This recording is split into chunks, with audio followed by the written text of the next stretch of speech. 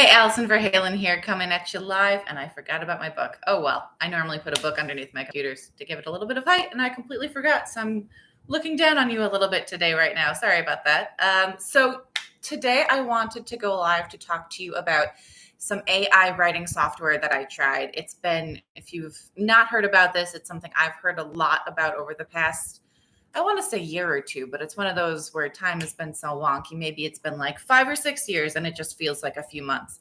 Who knows what time is anymore, right?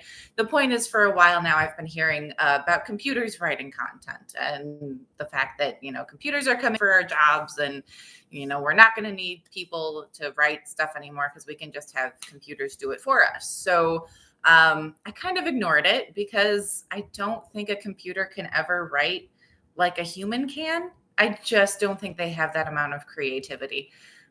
Eventually, I think maybe they will. I don't know.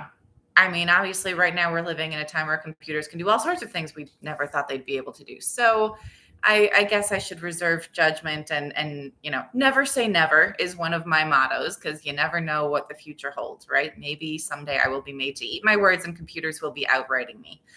I don't know. We'll see. But I did want to give it a shot because people have been talking more about AI writing software and its capabilities. So I was like, okay, let's see what it can do. So someone actually reached out to me from Hypotenuse AI, which creates writing software for blog posts as well as product descriptions. So I do a lot of blog posts. I do a lot of website landing pages. They say they do not yet have a software to do website landing pages, but they do the blogging and the product descriptions, and they wanted me to try it out. So I said, what do I have to lose, right? I should at least know what's going on so that when people ask me about AI writing software, I can tell them about my experience. So this was my experience with the playing around with the AI writing software. So I did try out their blogging capabilities. The way it works is you give them a keyword and then like a few bullet points as to what you want the blog post to be about. And then it generates 6 different headlines for you, and you choose a headline. And then it gives you an outline, and you can kind of I think I deleted a few things from the outline. You can probably add some stuff, edit some stuff, make sure it's really in line with what you want your blog post to be about. And then when you hit next, it takes a minute or two. It is really fast that it writes this content for you. So some problems that I had with it. I mean, the content wasn't bad. It wasn't terrible. It was not something I would ever turn into a client or publish on my own website.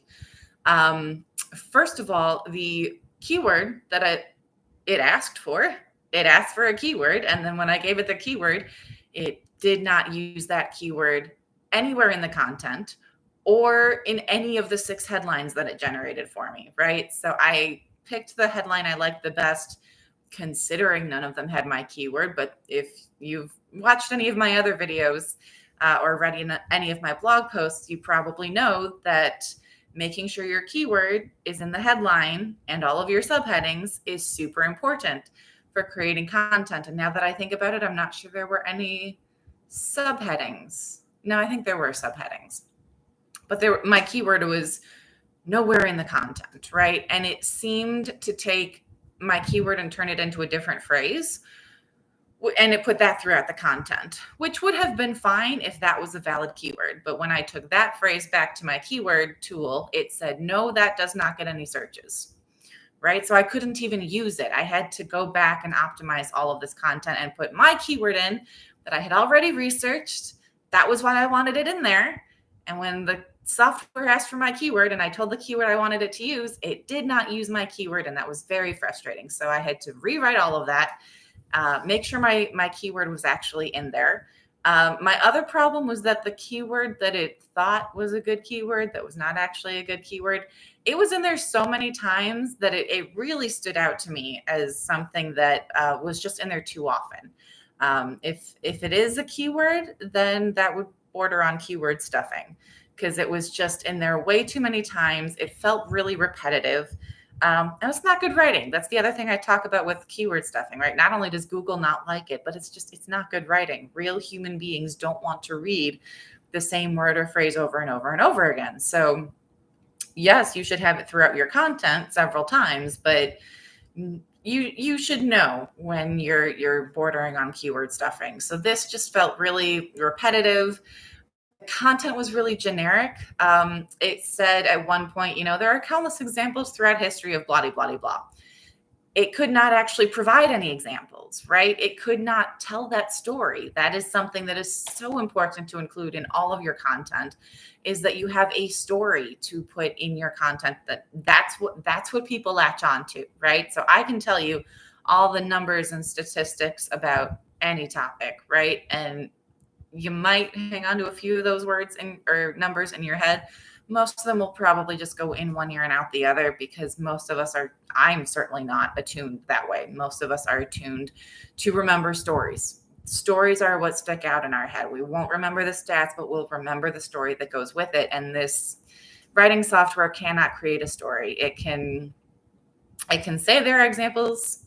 It cannot give any examples, right? So good writing should at the very least provide examples from history, well-known examples, right? Because that can grab people's attention too, is if you can create an example and write it out there for people as an example that we're familiar with, right? I was just watching another Facebook video where someone was talking about a quote from Churchill that we all know because we've all heard that, right? And we all know Churchill's story.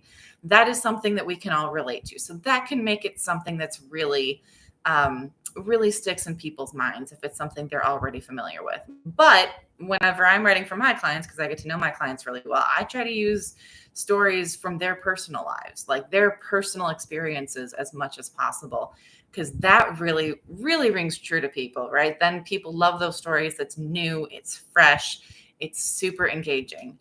So the writing software could not do the stories, even from history, the generic stories. It certainly could not do the more personal stories. I've also been known to just like make up stories or include stories from my life and make it relevant to my client, whatever I'm writing about for them, right? Again, something the computer cannot do because it's a computer. So that's pretty much my experience with that writing software. And by the time I got done putting in all this information and letting it and picking and choosing everything and letting it write everything, and then rewriting everything so that it was actually optimized for a relevant keyword that's actually get some searches, and also rewriting it so that it was personalized for my client. It took me about as long to do all that as it would have taken me to write it all from scratch. So in the end, not only was the content generic, it wasn't even like a good starting point, because it just, it took me, it didn't save me any time. I could have done everything from scratch and completely forgone that piece of software without having to worry about it. And then I would have had the content ready to go. So, I mean, it didn't cost me any time either. So I guess you could look at it that way, but it's just like at the end of the day, I could have done all this myself in the same amount of time. So that was my experience with that writing software. They do have a free 7-day trial, right? The free trial was not just for me as a content marketer. That is for everyone. So if you want to check out Hypotenuse AI and check it out for yourself, see if it's something that you can use, go for it. I absolutely recommend trying it out. Maybe you can get some more value out of it than I did. Or maybe it's just something that works for you that does not work for my particular situation. But that was my experience with that particular AI writing software. The other one I tried, because I did want to try a couple different options, and I had seen Neil Patel talking about his AI writing software somewhere on social media, probably on LinkedIn. So I decided to give that a try to see what that's all about. I think that one only writes landing pages, because when I put in the keyword, his at least did use the keyword that I gave him. So there was that. But all the headlines it generated kind of took that keyword in a different direction than I really wanted to take it in. And I don't know if it's because that software was focusing on landing pages and not so much on blog posts, or if maybe I just didn't research the keyword enough. That might be on me. So, there were a few headlines, and again, you can choose the one that works best for you and edit as you please. But the generated content, and actually going back to Hypotenuse never had a call to action, and the end of the blog post was like cut off. So I don't know if there was a word limit there that I wasn't aware of. Maybe they only generate a certain number of words. Maybe I needed to pay for a subscription before I could get the full blog post, but it was kind of weird that it just like ended. So despite saying it was going to write a blog post for me, like not only did I have to rewrite it, but then I had to write the ending from scratch. I had to get the call to action from scratch. Yeah, there's just I think even with the software we have, like technology's capabilities now, I feel like that could have been better. But there are also just some limits to what software can do. As far as making content engaging and relevant and relatable to humans, right? So going back to Neil Patel's AI writing software, he's only generated a headline and like one paragraph. And the idea is not that he writes your content for you. It's more like if you have writer's block and you have the keyword, but you're not really sure what to say about it, put it into his AI writing software and it'll generate a paragraph for you. And that can be a good starting point just to kind of get the creative juices flowing, see what the software has written and see where you can take it from there. Then, what comes after that first paragraph? What comes next? So as a writer's blockbuster, I think that is the best use of AI writing software. For now, again, maybe that will change, but for the moment, that's my story and I'm sticking to it. So if you have any other experiences you want me to know about, maybe there's something I could have done better with the software that would have improved my experience. Maybe there's better writing software out there that you really enjoyed working with. Let me know. You can always find me over at my website, AV, as in my initials, Allison Verhalen, easy to remember, avwritingservices.com. If you have any questions, you can reach me directly at info@avwritingservices.com. That's it. Have a great week and happy blogging, everyone.